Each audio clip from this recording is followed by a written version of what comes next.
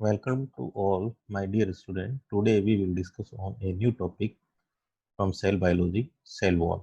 BSc third year के सभी छात्रों, आज का आपका टॉपिक है सेल वॉल कोशिका भित्ति। कोशिका we can see in this picture. हम यहाँ पर ये देख रहे हैं कि ये सेल वॉल प्लांट सेल का एक समूह आपको नजर आ रहा है। सेल वॉल शुरू करने से पहले अपन एक बात करते हैं कि प्रोकैरियोट और यूकैरियोटिक सेल्स के अंदर सेल की जो सेल मेम्ब्रेन होती है उसके बाहर carbohydrate in rich non living covering पाई जाती है। उस नॉन लिविंग कवरिंग को हम क्या कहते हैं? ग्लाइकोकैलिक्स कहते हैं। सेल वॉल भी आपका क्या है? एक ग्लाइकोकैलिक्स पार्ट है। इसे जो स्पेशली प्लांट्स, फंजाई, बैक्टीरिया व आर्किया बैक्टीरिया के अंदर पाया जाता है। ठीक है, यहाँ पर अपन इस बात को इस पिक्चर के अंदर देख भी सकते हैं। ये आपकी एक कंप्लीट प्लांट सेल है। ठीक है, इस कंप्लीट प्लांट सेल के अंदर ये आपकी सेल मेम्ब्रेन है। ठीक है, सेल मेम्ब्रेन। इस सेल मेम्ब्रेन के बाहर, ठीक है, यहाँ से लेके यहाँ तक की पार्ट, ठीक है, ये क्या है? आपकी सेल वॉल है। इस कंप्लीट लेयर को अपन क्या कहते हैं? सेल वॉल कहते हैं। ठीक है, तो सेल वॉल जो होती है प्लांट के अंदर, ठीक है, वो हायर प्लांट्स के अंदर अपन देखते हैं तो 3 लेयर्स में बटी होती है। ठीक है, एक होगी इसमें मिडिल लेमिला, ठीक है, दूसरी होगी प्राइमरी वॉल, तीसरी होगी इसके अंदर सेल सेकेंडरी सेल वॉल। ठीक है, यहाँ पर अपन इसको क्लियर कर लेते हैं। ये वाली जो लेयर है वो आपकी क्या है? Middle lamella. दोनों मिडिल लेमिला के दोनों तरफ, ये और यहाँ पर आपकी क्या है? ये प्राइमरी वॉल। और प्राइमरी वॉल के ऊपर देखो, यहाँ की प्राइमरी वॉल जो इसके अंदर क्या है? यहाँ की प्राइमरी वॉल, ये इनके ऊपर क्या है? आपकी secondary wall.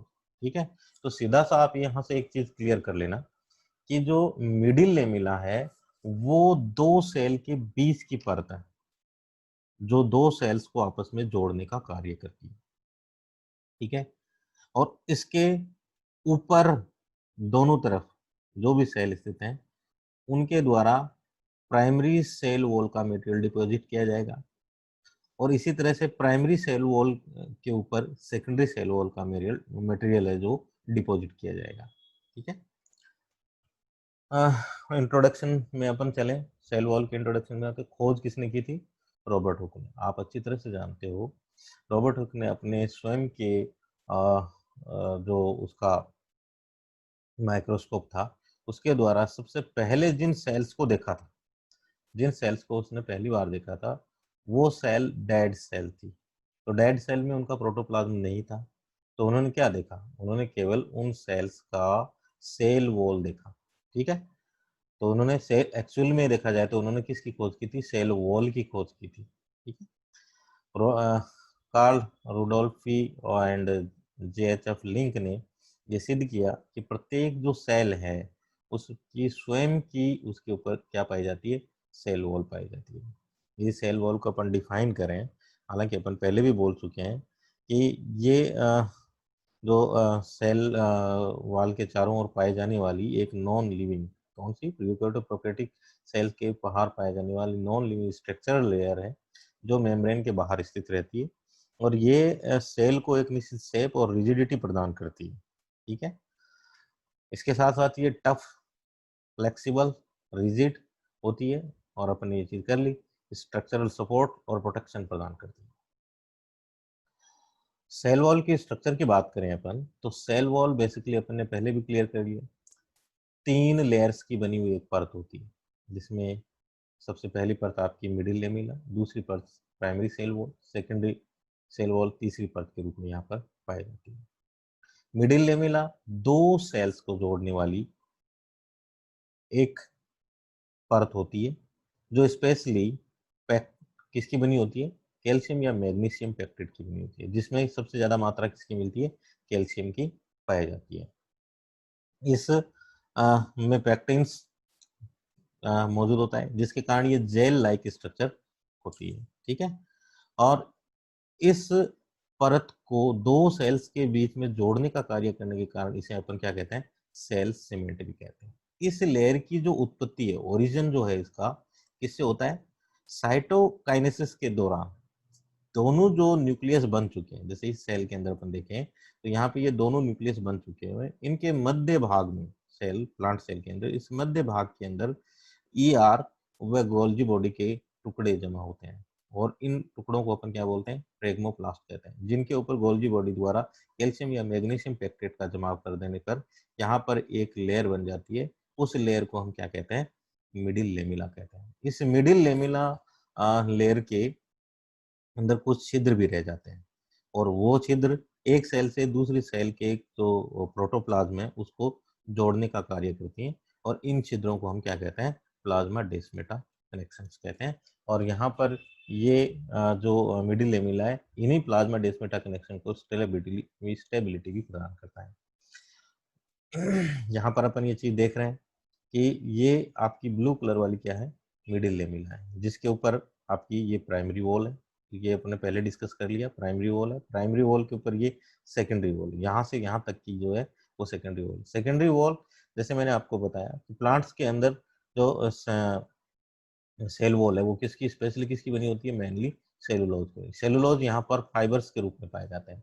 Secondary cell wall में ये सेलुलोज फाइबर्स हैं वो अलग अलग ओरिएंटेशन में अरेंज होते हैं। उन्हीं ओरिएंटेशन अरेंजमेंट के कारण इस लेयर को S1, S2, S3 उप परतों में बांटा गया। प्राइमरी सेल वॉल थिन, पतली, फ्लेक्सिबल, एक्सटेंसिबल होती है और ये स्पेशली सेलुलोज, हेमीसेलुलोज और पैक्टिन्स की बनी होती है। एपिडर्मिस सेल्स के अंदर प्राइमरी सेल वॉल किसकी बनी होती है, क्यूटिन और वैक्स की बनी होती है। परमिएबल, जनरली ये क्या मिलती है, परमिएबल होती है। इसमें से पदार्थों का आवागमन, स्पेशली पानी और अन्य जो लवण मिनरल्स हैं उनका इजीली इसमें से आवागमन हो जाता है। इसकी यदि साइज की बात करें तो ये 30 किलो डाल्टन से 60 किलो डाल्टन तक की पाई जाती है। यहाँ पर एक चीज और मैं क्लियर कर दूं, जो मिडिल लेमिला है, मिडिल लेमिला पे कई बार एक क्वेश्चन पूछा जाता है, ठीक है, मिडिल लेमिला पे क्वेश्चन पूछा जाता है।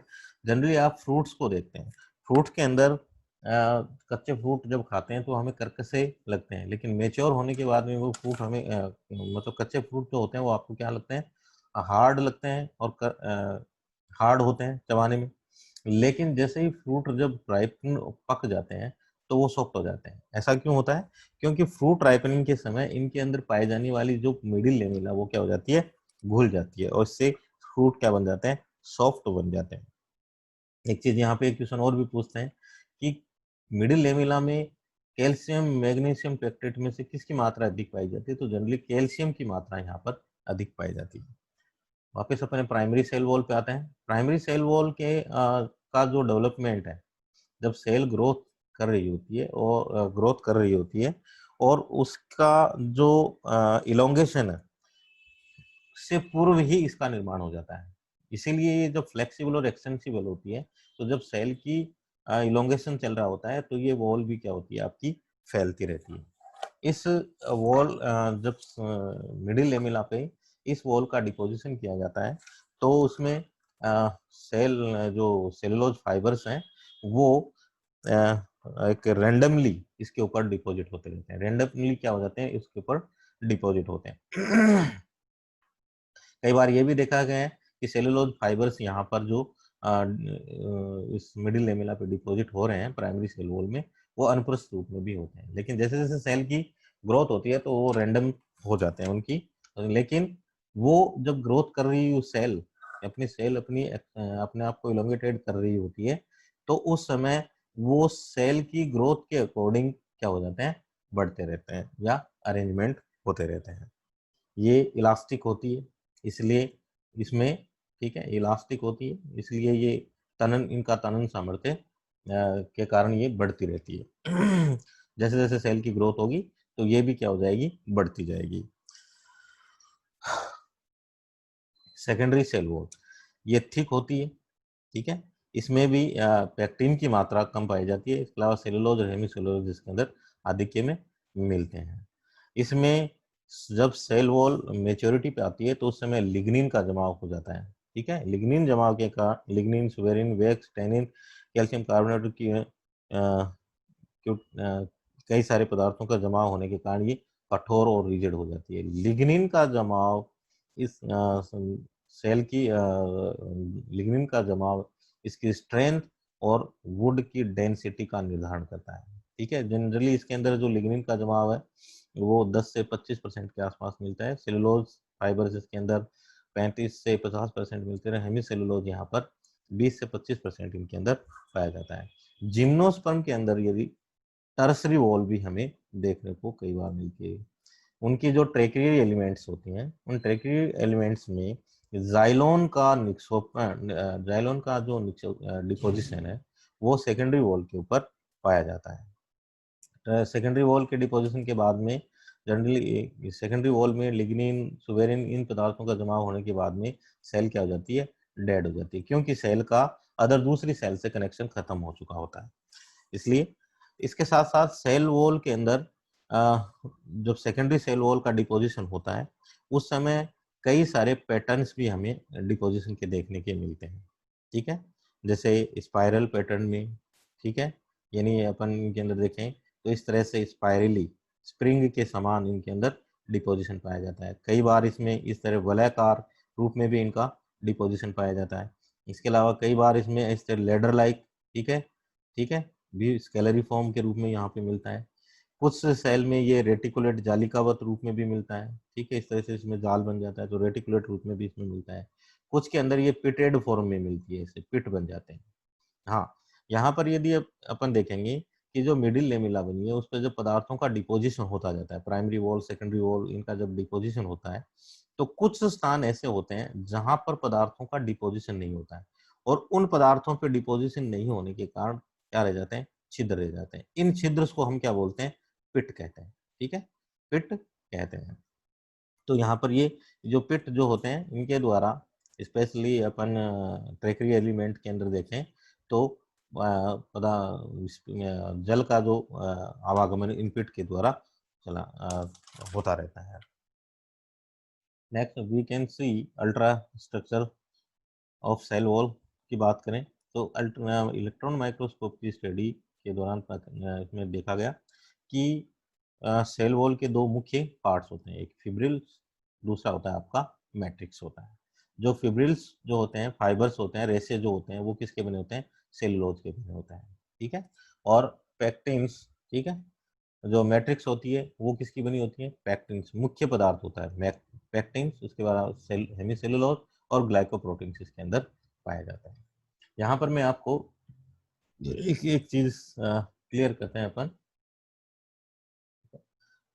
ये जो सेलुलोज के जो फाइबर्स होते हैं, ठीक है, फाइबर्स की बात करते हैं अपन, जो फाइबर्स होते हैं वो कैसे बनते हैं। यहाँ पर ग्लूकोज की लगभग 10,000 मोर देन 10,000 यूनिट्स आपस में बीटा 1,4 लिंकेज के द्वारा जुड़कर एक लॉन्ग चेन के रूप में, ठीक है, क्या बनाती हैं, पॉलीमर बनाती हैं। ठीक है, तो सेलुलोज जो आपका है वो नेचर में पाया जाने वाला सबसे अधिक मात्रा में पाया जाने वाला एक प्राकृतिक पॉलीमर है, नेचर का सबसे मैक्सिमम मात्रा में पाया जाने वाला पॉलीमर है।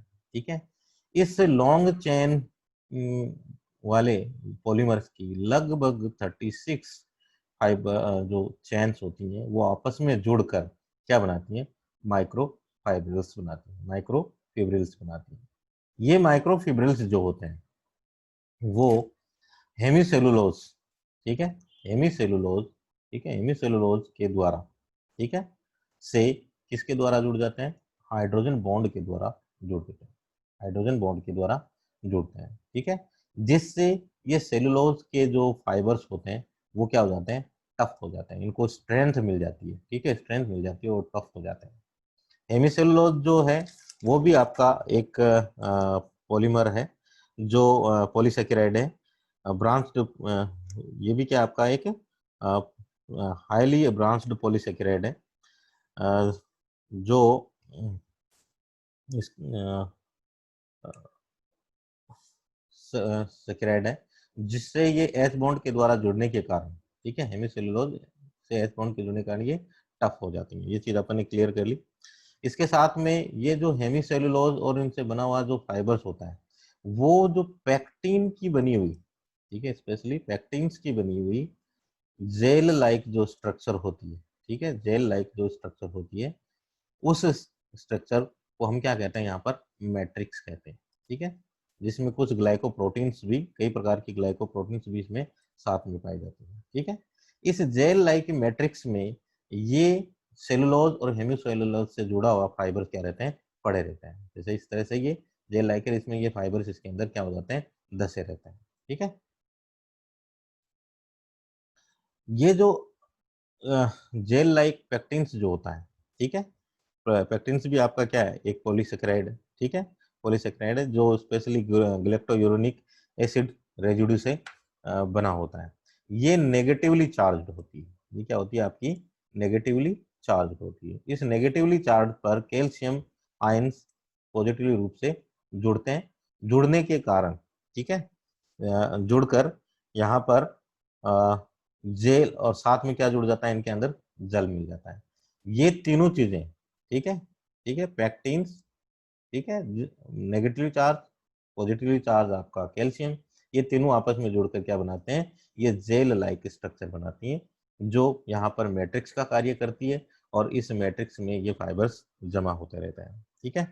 तो यहाँ यदि अपन वापस एक बार उस चीज पे चलते हैं अपने, ठीक है, इस डायग्राम में अपन देखते हैं, तो इस डायग्राम में अपन देखेंगे कि ये अब क्लियर हो जाएगा आपका, ये हेमीसेलुलोज फाइबर्स हैं, जो इन सेलुलोज फाइबर्स के साथ में क्या है, हाइड्रोजन बॉन्ड के द्वारा जुड़े रहते हैं। बीच में वो जो ग्लाइकोप्रोटीन्स की बात कर रहा हूँ, वो ग्लाइकोप्रोटीन्स भी इनके साथ में जुड़ी रहती है। यहाँ पे ये पैक्टिन्स के जो फाइबर्स हैं, ब्रांच्ड पॉलीमर है, ये आपको पहले कह दिया मैंने, ये पैक्टिन्स के फाइबर्स जो है वो भी आपस में इन हेमीसेलुलोज और सेलुलोज के फाइबर्स के साथ में जुड़कर इस तरह की संरचना बनाते हैं।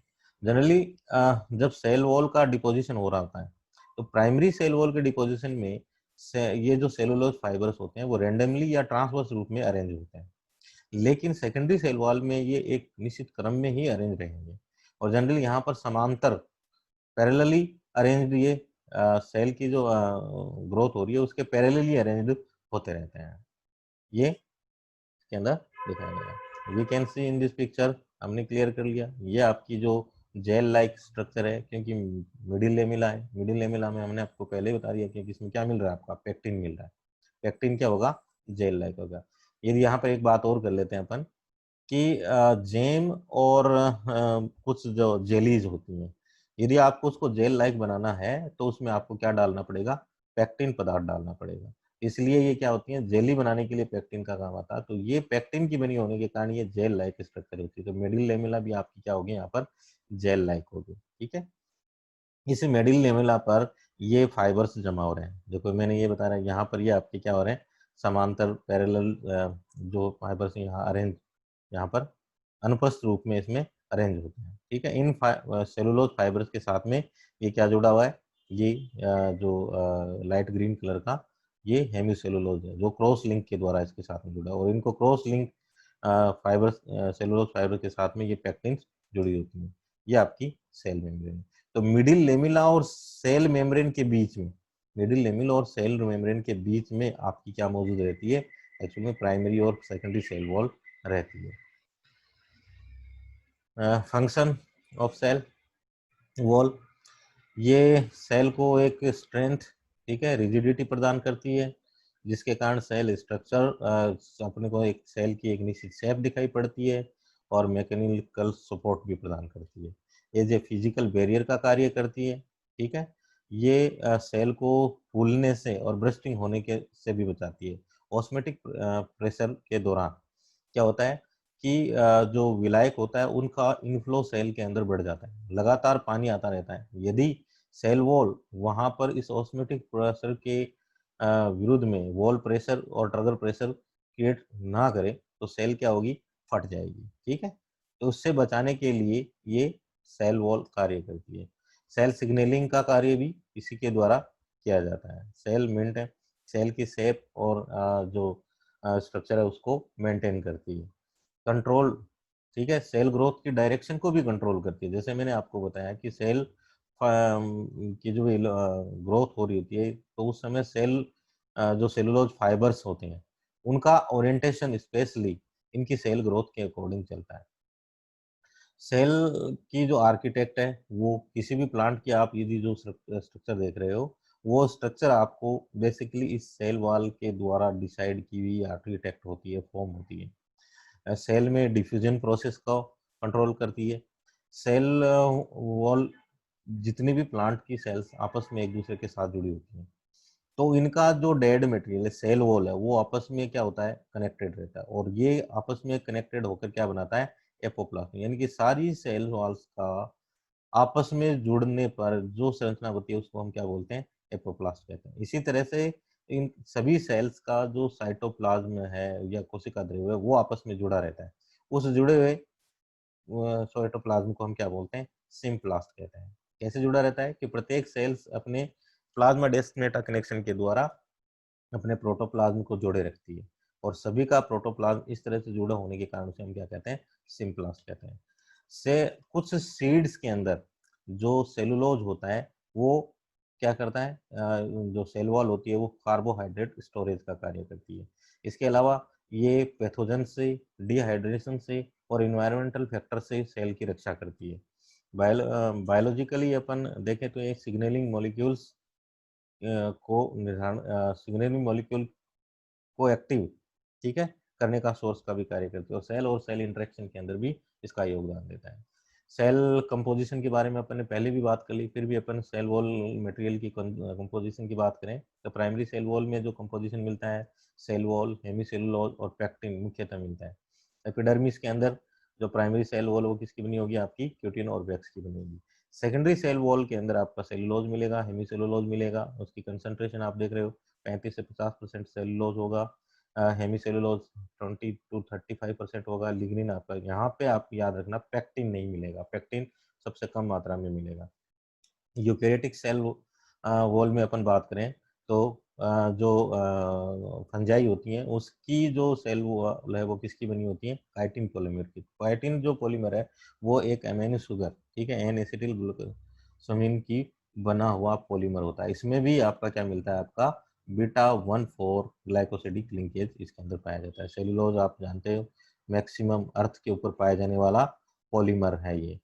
काइटिन ये अपने यहाँ पे कर लिया क्लियर, ठीक है। एग्जाम्पल फंगल सेल वॉल के अंदर, ठीक है, एल्गी और वाटर मोल्ड, इनमें भी सेल वॉल का आपका consist of chitin, polysaccharide, matrix 3 component, ठीक है, काइटिन, ग्लूकॉन्स और प्रोटीन्स इसके अंदर मिलती है। एल्गी की जो सेल वॉल होती है उसमें आपको मेनेंस, जाइलॉन्स, एल्जेनिक एसिड, सल्फोनेटेड पॉलीसेकेराइड इसके अंदर मिलते हैं, ठीक है। वाटर जो मोल्ट्स होती हैं उनकी सेल वॉल के अंदर हमें 4 से 24 to 20% क्या मिलता है, सेलुलोज, और इसके अलावा ग्लूकॉन्स इसके अंदर मिलता है। स्लाइम मोल्ड में मेनली सेलुलोज ही पाया जाता है।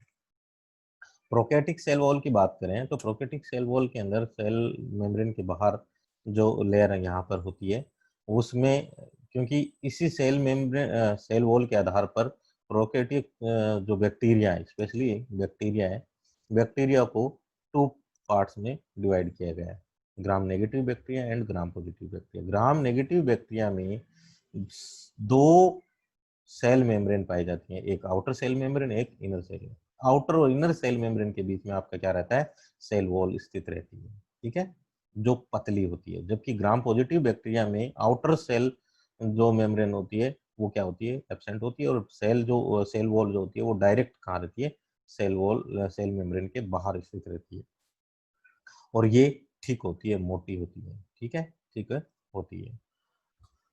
प्रोकैटिक सेल वॉल में आपको बैक्टीरिया सेल वॉल किसकी बनी होगी, आपको पहले ही क्लियर किया, पेप्टिडोग्लाइकेन की बनी होगी। ग्राम नेगेटिव बैक्टीरिया में ये थिन, क्यों थिन होगी, क्योंकि आउटर और इनर मेम्ब्रेन के बीच में स्थित रहेगी। ग्राम पॉजिटिव बैक्टीरिया में आपकी आउटर मेम्ब्रेन नहीं होगी, केवल इनर मेम्ब्रेन होगी, जिसके कारण यहाँ पर ये थिक नजर आएगी। आर्किया के अंदर पेप्टिडोग्लाइकेन नहीं मिलेगा, उसके अंदर सूडो पेप्टिडोग्लाइकेन और सल्फेटेड पॉलीसेकेराइड और ग्लाइकोप्रोटीन्स मिलेंगे, और ब्रांच्ड पॉलीसेकेराइड इसके अंदर मिलेंगे, जिसके कारण ये इनको एक्सट्रीम कंडीशन में सर्वाइवल बनाते हैं। Thanks to all my dear students.